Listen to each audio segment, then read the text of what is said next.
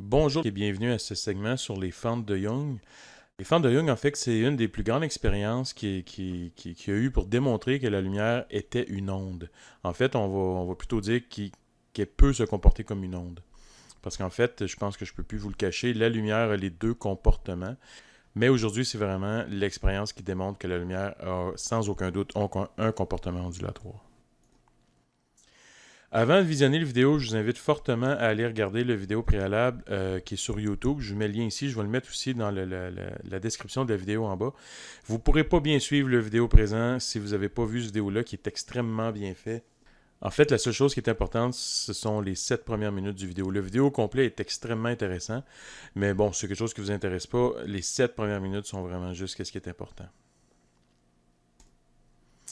Pour revenir un peu sur la vidéo que vous venez de visionner, c'est quelque chose qui m'a intéressé moi personnellement, cette histoire-là. Puis en fait, il y a même quelque chose d'assez drôle qui arrive à la fin, donc je vous raconte très rapidement. Comme on l'a bien précisé dans la vidéo que vous avez vue, Newton, qui était vu comme un roi, un dieu, c'est lui qui avait tout développé la théorie de la gravitation, disait que la lumière était une particule. Donc, comment astiner Newton? Je veux dire, il avait tellement une grande réputation que tout le monde se rangeait de son côté. Une personne que Newton respectait énormément, par contre, même s'il était très hautain, c'était Huygens, qui appelait affectueusement Eugenius. Et Huygens, c'est un des premiers à s'être opposé à Newton.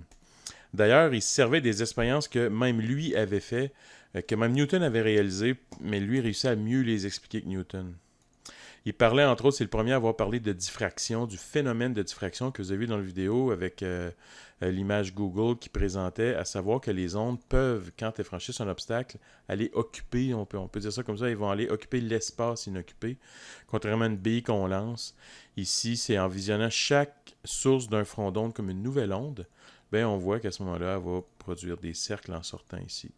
Bon, c'est pas super important, là, c'est juste parce que, bon, ça fait partie de l'histoire un peu. Mais bon, c'était des belles idées, tout ça, ça expliquait bien les choses, mais il n'y avait pas de preuve définitive.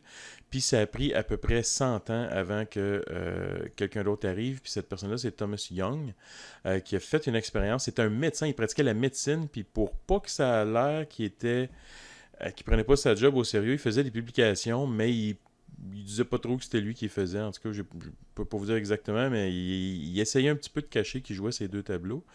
Mais bref, c'est lui qui a découvert que la lumière se comportait comme une onde à partir de deux fentes. C'est le premier à avoir déterminé des longueurs d'onde associées aux couleurs qui sont exactes. Donc les longueurs que lui avait déterminées. Le premier qui a tenté de trouver des longueurs d'onde de la lumière est arrivé direct dessus, c'est quand même beau.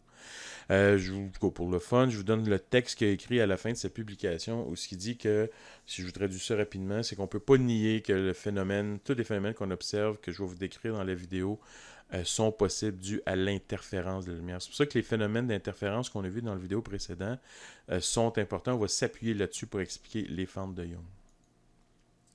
En passant, personne n'avait adhéré à ces travaux. Un Français, Fresnel, ça c'est le bout de l'histoire qui n'était pas rencontré dans l'autre vidéo. Ça arrive beaucoup dans l'histoire, c'est que c'est les Français qui vont arriver puis sont très rigoureux les Français dans leur façon de travailler. Comme ici, lui, il a tout fait les bases mathématiques, le développement de toutes les différentes équations qui pouvaient prouver la chose. C'est le premier à avoir observé que la vitesse de la lumière était constante. C'est le premier à avoir fait de la polarisation circulaire, qui est la technologie qu'on a développée dans les années 2000 pour regarder des films 3D. Donc, quand même, c'était quelqu'un d'intelligent. Il a décidé de présenter ses travaux à un concours de l'Académie des sciences de Paris. En fait, il représentait grosso modo les travaux de Young, mais pour lesquels il avait tout développé une bonne mathématique pour ça. Et il y a un juge du concours qui a dit que si cette théorie-là était vraie, la théorie des fentes de Young, à savoir que quand on fait passer un laser dans deux fentes, ça crée de la diffraction, et qu'ensuite les différentes ondes qui ont diffracté partout peuvent entrer en interférence, Denis Poisson a essayé de discréditer ça en disant que si c'était vrai, puis qu'on envoyait de la lumière sur une bille, comme ça, sur une sphère, bille ou sphère, c'est pas important, à ce moment-là, tous les rayons lumineux qui viendraient diffracter sur le bord, donc qui viendraient occuper l'espace inoccupé, c'est ça qui est la diffraction, mais au centre de cette onde-là, vu qu'il n'y a aucune différence de marche entre les ondes, toutes les ondes devraient faire de l'interférence constructive. Fait que lui, pour se moquer un peu de l'idée de Young et de Fresnel, il a dit, ben, si votre théorie était bonne, là, on devrait projeter la lumière sur une sphère, sur une bille, et on devrait voir à l'endos un petit point lumineux à l'endos de l'ombre. Il dit, c'est complètement farfelu, ça n'a pas de sens. Il dit, un tel résultat est totalement absurde. Fait que la théorie de Fresnel doit être fausse. Ça, c'est une vraie citation que j'ai trouvée de lui. Mais le président du concours, Arago, lui, il a dit, ben ça, c'est pas une vraie citation. Par contre, il a dit, ben on va checker ça. Fait qu'il a essayé ça et cette espèce d'hypothèse-là qui servait à discréditer le modèle ondulatoire de la lumière est venue le renforcer. C'est ce qu'on appelle un experimentum crucis. Une experimentum crucis, ça se trouve à être une expérience qui, dans le fond, presque impossible, qui viendrait appuyer une théorie, puis qu'en bout de ligne, ça vient la confirmer. Comme ici, personne n'aurait pu s'attendre à ce qu'on voit de la lumière à l'endos du nombre. Ça, c'est justement, c'est un laser qui a été projeté sur une toute petite bille, puis on voit le point lumineux en arrière. Donc à ce moment-là, ça vient vraiment confirmer la théorie, parce qu'on sert d'une théorie pour prouver des nouvelles choses. Un autre exemple en passant qui est quand même d'actualité un peu avec les choses qu'on entend un peu partout sur Internet, c'est le pendule de Foucault. Si vous voulez aller lire un peu là-dessus, le pendule de Foucault, c'est une expérience qu'on dit, si vous suspendez un pendule au-dessus de votre chambre et vous le faites osciller, puis vous revenez dans une couple d'heures, il n'y aura plus le même axe. Pourquoi? Parce que la Terre en dessous du pendule a tourné et à ce moment-là, le pendule a changé d'axe. C'est une façon de prouver que la Terre est ronde. Cette expérience-là le prouve hors de tout doute. Mais encore aujourd'hui, il faut croire qu'il y a du monde qui veulent pas trop y croire. Là. Bon, maintenant, ça, c'était juste l'histoire. Pas si c'était pour l'histoire, mais bon, je ne serai jamais questionné là-dessus. Maintenant, la chose importante. Voici un résumé de ce qui avait été dit dans la vidéo. On a deux sources, dans le fond, qui vont faire de la diffraction. Ça, c'est ce qu'on appelle les fronts d'onde. Partout où il y a les trois lignes collées comme ça ici, ça représente un sommet de l'onde. Puis où ce que c'est juste blanc, ça veut dire un creux de vague. Comme on l'avait bien vu dans la vidéo, on voit que quand deux sommets se rencontrent ici, deux creux se rencontrent ici, deux sommets se rencontrent ici. Donc ici, le long du déplacement comme ça va toujours être un point où ce que les vagues vont avoir une haute amplitude. L'interférence va être constructive. En revanche, où c'est entrecroisé comme ça, l'onde comme ça est creuse versus l'autre ici qui est au sommet. Donc, où est-ce que ça s'enchevauche comme ça, là, ça ici, c'est destructif. À ce moment-là, ça ferait un point sombre à l'écran. Donc, partout où ce que j'ai mis les petites explosions, c'est les points clairs. Où est-ce que les sommets rencontrent les sommets. Ça ici, ça fait les points clairs à l'écran.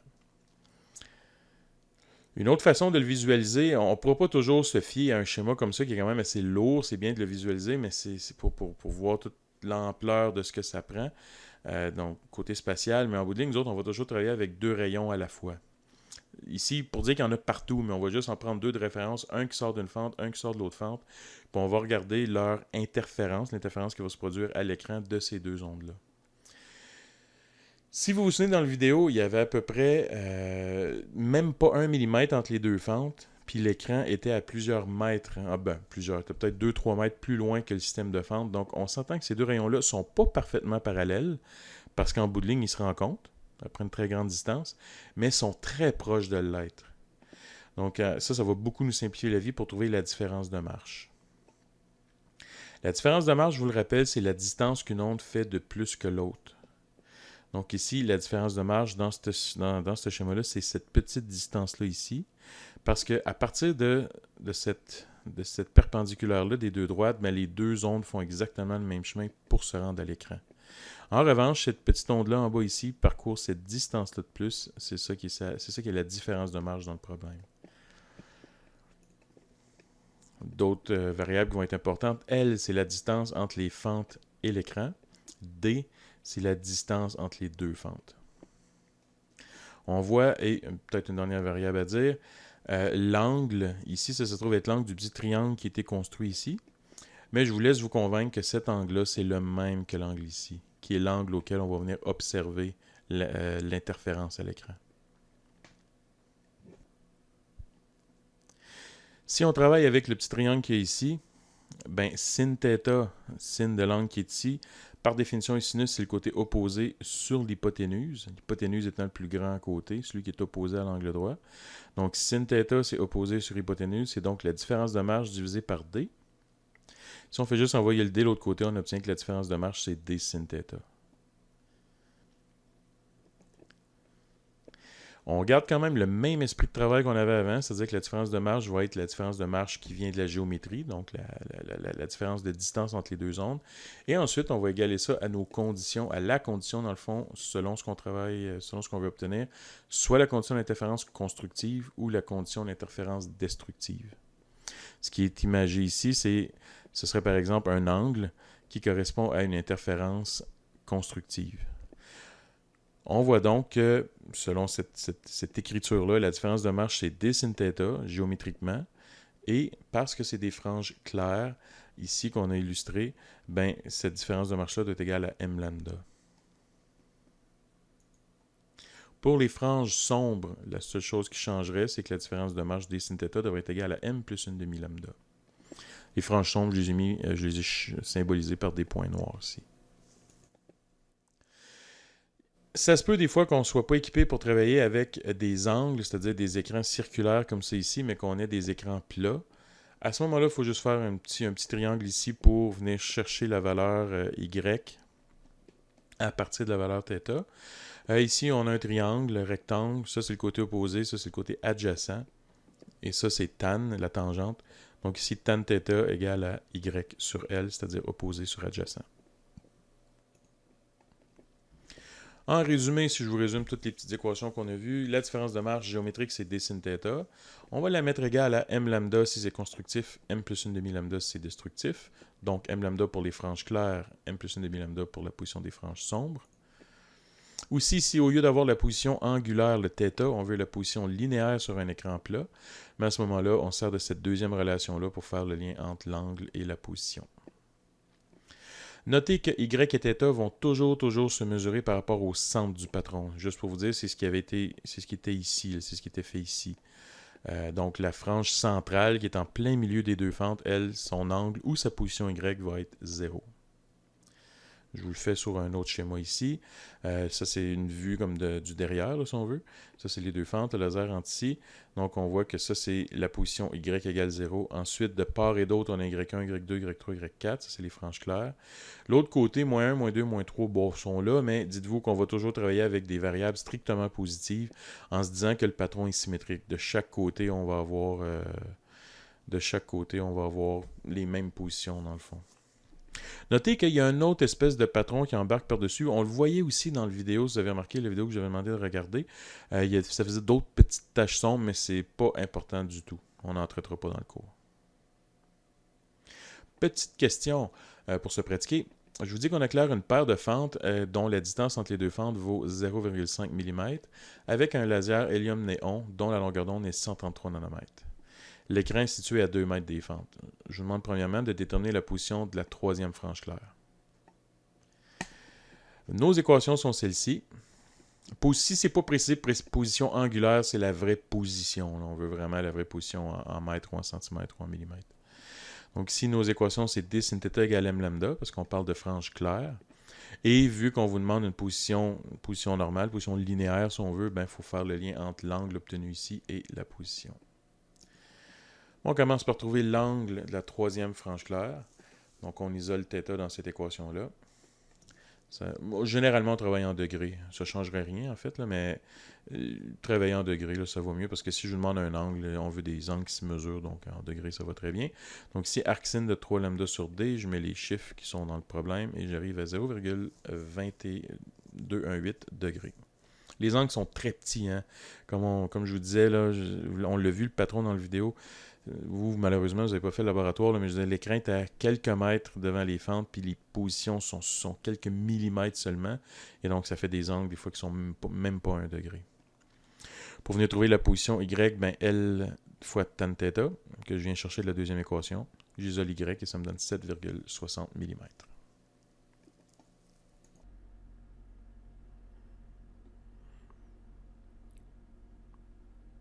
Étant donné que l'angle est vraiment petit, ici, il y a moyen de faire une approximation qui est la même qu'on a faite dans la section précédente, à savoir que quand l'angle est petit, sin θ égale tan θ et même est égal à peu près θ en radian.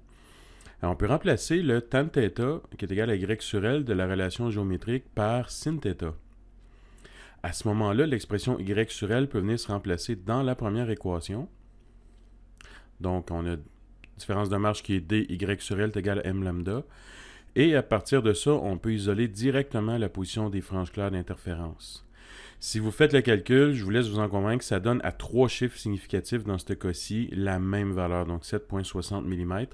Ici, l'approximation est vraiment bonne parce que l'angle, si on le regarde, ce que ça donnait un angle qui n'était même pas 1 degré, donc l'approximation est vraiment parfaite.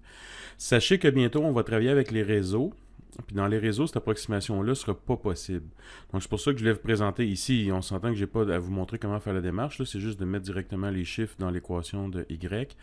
Mais la démarche précédente, qui est juste ici, on va devoir la faire en 2 étapes comme ça. C'est-à-dire, premièrement, trouver l'angle et deuxièmement, trouver Y. Il va falloir toujours la faire avec les réseaux parce que l'angle va être assez grand. Si je vous demande maintenant la position de la deuxième frange sombre, l'équation, c'est celle-ci. La seule chose qui change, c'est qu'on met la condition d'interférence destructive. Juste une petite chose importante ici à laquelle il faut penser quand on travaille avec les franges sombres, c'est que la première frange sombre, dans l'équation, on met m égale 0. Parce que c'est possible. C'est toujours de mettre le plus petit. Pour la première valeur possible, on met toujours la plus petite valeur de m possible. Pour les franges claires, le cas m égale 0 correspond à un angle de 0. Si vous faites arcsine de 0 ici, ça va vous donner juste 0. Et ça correspond à la frange claire au centre du patron. Donc, il n'y a pas de différence de marche, c'est la frange claire. Donc, angle de 0, position de 0, c'est une frange claire. En revanche, la première frange sombre sur le côté ici, ben elle ne peut pas avoir, sa valeur ne sera pas y égale 0. Donc, pour revenir à l'exemple, au deuxième exemple, excusez, ici ça devrait être B, mais bon. Ici, la première frange sombre, on peut mettre m égale 0 dans l'équation, obtenir une valeur de θ positive. Donc à ce moment-là, il faut penser à m égale 0, ça correspond à une différence de marge de 0,5 lambda. Et pour avoir la deuxième frange sombre, il faut mettre m égale à 1 pour obtenir une différence de marge de 1,5 lambda. Le calcul se fait. Le 1,5 ici, c'est le m plus 1,5 qui donne 1,5 et ça donne une valeur, un coup que tout est calculé, de 3,80 mm. Même avec les franges sombres, on peut faire la même approximation.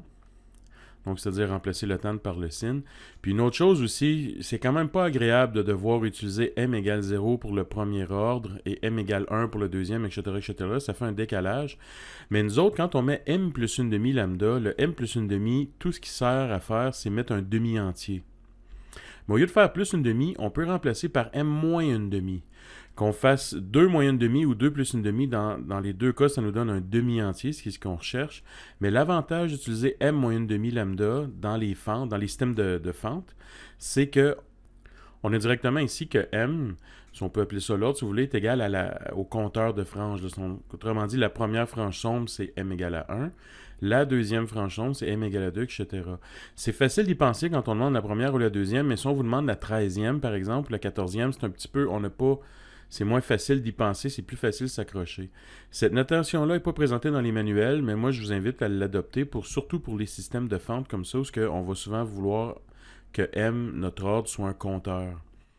Donc, je vous le fais ici, de sorte que si on combine l'approximation des petits angles avec le m-1,5, on peut représenter la position des franges sombres d'interférence comme étant m-1,5 lambda L sur D. Encore une fois, les 3 premiers chiffres significatifs sont les mêmes parce que l'angle était extrêmement petit. Je vous refais le résumé juste un peu plus complet à partir des exemples qu'on vient de faire. Donc, ça ne change pas vraiment. C'est-à-dire que la différence de marge qui est d sin θ, la valeur géométrique, peut être égale à m lambda quand c'est constructif. J'avais mis m plus 1,5, mais sachez qu'on peut... Moi, je vous invite à mettre m moins 1,5 dans les systèmes de fente. Ensuite, le tan θ qui est y sur L, qui est égal à y sur L, mais ça nous permet de faire la relation géométrique entre l'angle et la position si on a un écran plat. Mais dans le cas des petits angles, ce qui va être le cas dans les systèmes de 2 fentes et même de 1 fente, qu'on va faire la diffraction un peu plus tard, mais ça ne sera pas applicable dans les réseaux. Et ceci nous donne 2 relations qu'on peut avoir pour la position des franges claires d'interférence et la position des franges sombres d'interférence directement, sans devoir passer par un système de 2 équations, 2 inconnues. Autre type de question qu'on pourrait vous demander avec ça, c'est l'interfrange. Ça, ici, l'interfrange, ça se trouve être la distance qu'il y a entre les franges. Faites attention, hein, entre frange et fente, c'est deux mots qui se ressemblent, ça ne veut pas dire du tout la même chose. Fente, ben, c'est le nombre de fentes. Si on avait les fentes de Young, c'est deux fentes dans lesquelles passait le laser. C'est les ouvertures. Je vais peut-être vous remettre le schéma pour vous montrer clairement ce que je veux dire. Ça, ici, c'est les fentes. Donc ici, A et B sont des fentes. En revanche, ce qu'on observe à l'écran, c'est des franges. Je vous le dis parce que j'avoue que c'est un peu... Les deux termes se ressemblent. Ça s'applique au même schéma, mais c'est pas du tout la même chose. Donc, si on vous demande l'interfrange, on vous demande la distance entre les différentes franges qui ont été produites. Elle est régulière pour des angles qui sont petits, puis ici, il n'y a pas de doute, les angles sont petits. On va voir plus tard qu'avec les réseaux, ça ne sera pas régulier, mais pour le moment, ce n'est pas important. Donc, dites-vous que, vu que la position de la frange centrale, c'est 0, la référence, bien, en trouvant la position de la première frange claire, bon, on vient de trouver ensuite la distance qu'il y a entre chacune des autres franges. Donc ici, faites juste venir trouver la position de la première frange là, puis ça correspond directement à votre interfrange. Mais voilà, c'est tout. Au revoir, merci beaucoup, j'espère que vous avez apprécié, puis à bientôt.